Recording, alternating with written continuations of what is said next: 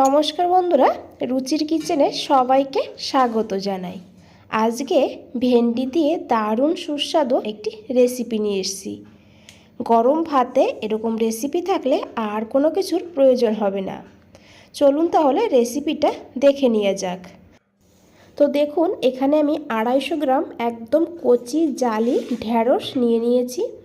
আর ঢ্যাঁড়সটা জালি আছে কি না কী করে বুঝবেন, আমি যেভাবে দেখিয়ে দিলাম মাথার কাছ থেকে এইভাবে একটু ভেঙে দেখে নেবেন।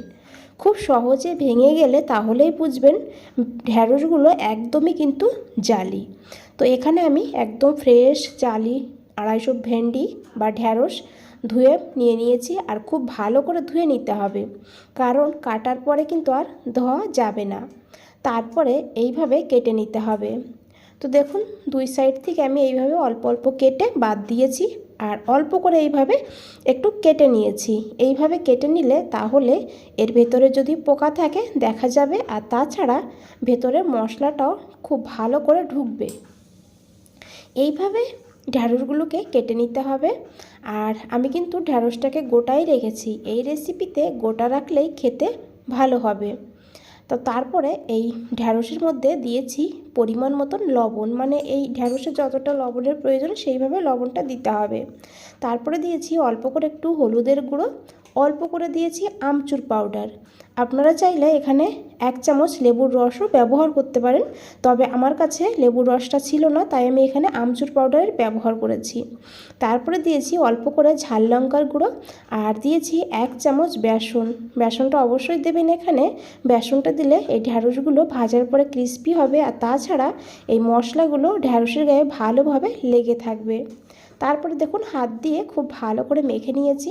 আর তারপরে 1-2 ফোঁটা জল এইভাবে দিয়ে দিয়েছি। জলটা দিলে তাহলে ঢ্যাঁড়সের গায়ে ভালোভাবে বেসন আর মশলাগুলো লেগে থাকবে।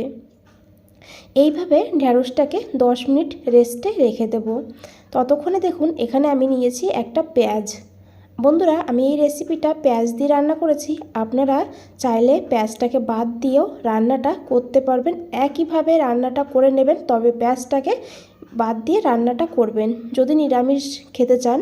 তো আমি এখানে পেঁয়াজটাকে এইভাবে ঝিরিঝিরি করে কেটে নিয়েছি। তারপরে নিয়েছি এখানে একটা টমেটো। টমেটোটাকেও এইভাবে লম্বা লম্বা করে কেটে নেব। তো দেখুন বন্ধুরা, টমেটো আর পেঁয়াজটাকে কেটে নিয়ে নিয়েছি। আর এদিকে গ্যাসের চুলাতে কড়াই বসিয়ে দিয়েছি। কড়াইটা ভালো করে গরম করে নিয়ে দিয়েছি সর্ষের তেল। রান্নাটা অবশ্যই সর্ষের তেলেই করতে হবে, তাহলে স্বাদটা বেশি ভালো হবে।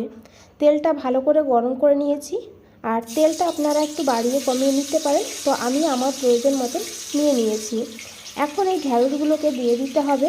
তবে আমি একবারে কিন্তু সব ঢ্যাঁড়সগুলো ভাজবো না, আমি অর্ধেক অর্ধেক করে ঢ্যাঁড়স ভেজে নেব, তাহলে খুব ভালো করে ভাজা হবে আর খেতেও খুব ভালো হবে।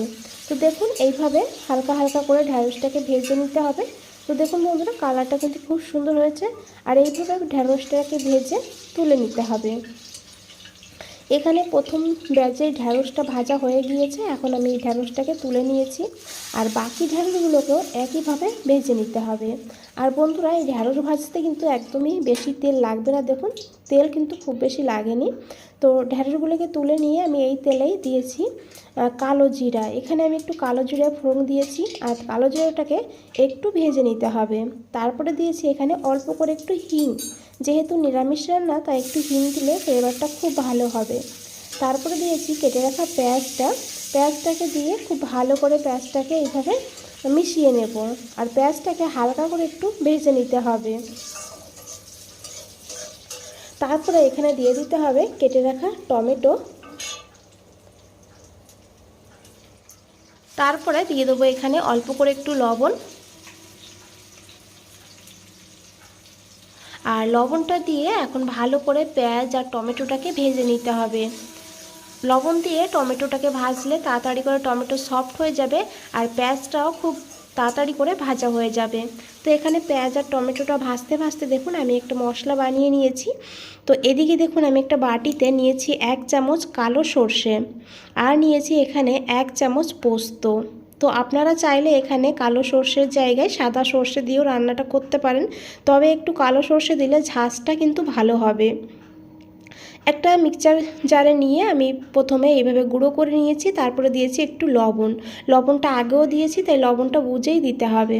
দিয়েছি 2টো কাঁচা লঙ্কা আর একটু জল দিয়ে মিহি করে একটা মশলা বানিয়ে নিয়েছি।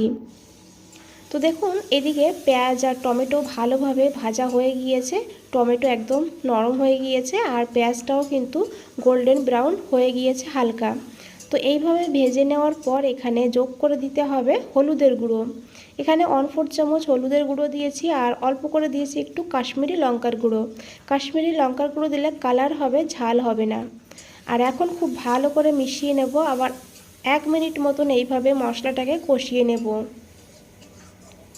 বন্ধুরা একবার হলো এইভাবে এই ঢ্যাঁড়সের রেসিপিটি বানিয়ে দেখুন, খেতে কিন্তু দুর্দান্ত হয়। গরম ভাতে আর কিচ্ছু লাগবে না এই রেসিপি থাকলে।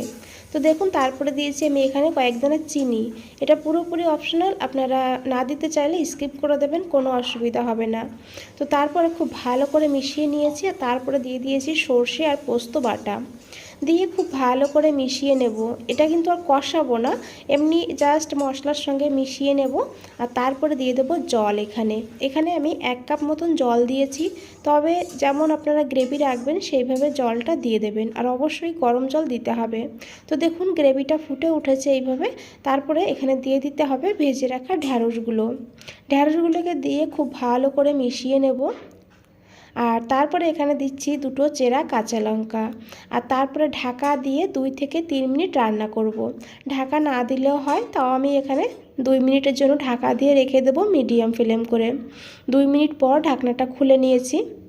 তো দেখুন বন্ধুরা কতটা লোভনীয় লাগছে। এটা কিন্তু এতটা ঝোল থাকবে না, আর একটু কম হয়ে যাবে যেহেতু পোস্ত সর্ষে দেওয়া আছে। এখানে বন্ধুরা ঢ্যাঁড়সটাও ভালোভাবে সিদ্ধ হয়ে গিয়েছে দেখুন।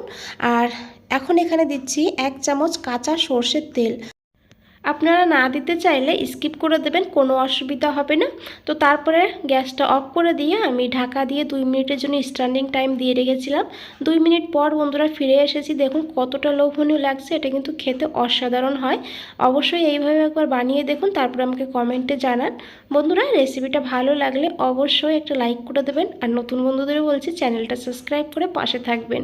বন্ধুরা আজ তাহলে এই পর্যন্তই, ফিরে আসছি নতুন কোনো রেসিপি নিয়ে। ভালো থাকবেন, সুস্থ থাকবেন, সবাইকে অনেক অনেক ধন্যবাদ।